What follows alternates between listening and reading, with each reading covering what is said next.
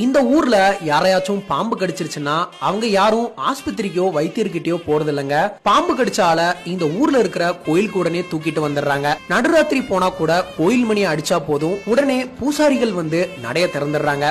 எப்பேற்பட்ட விஷப்பாம்பு கடிச்சிருந்தாலும் சுவாமி சன்னதியில இருந்து சந்தனத்தையும் தீர்த்தத்தையும் எடுத்து கடிப்பட்டவருக்கு கொடுக்கறாங்க. அதை குடிச்ச உடனே பாம்போட விஷம் முறிஞ்சு கடிப்பட்ட நபர் பூரணமா குணமடைஞ்சு உயிர் பிழைச்சிடுறாரு. செங்கோட்டைக்கு அடுத்து கேரள மாநிலம் அச்சங்கோயில்ல இருக்கிற ஐயப்பன் கோயில்ல இந்த அதிசயம் எல்லாம் நடக்குது. ஐயப்பன் சுவாமியோட அறுபடை வீடுகள்ல இந்த தர்மசாஸ்தா கோயிலும் ஒண்ணு. அச்சன் கோயில் ஒரு அடர்ந்த வனப்பகுதி அப்படிங்கறதால இந்த ஊர்ல இருக்கிற மக்களை ஐயப்பன் அரசனாகவும் வைத்தியராகவும் இருந்து பாதுகாத்துட்டு வர்றாருங்கிறது பக்தர்களோட நம்பிக்கையா இருக்குது. அது சரி, பாம்பு கடிப்பட்டவங்க இங்க வந்து எப்படி குணமடைகிறாங்க, அது எப்படி சாத்தியம்னு நிறைய பேருக்கு சந்தேகம் இருக்குங்க.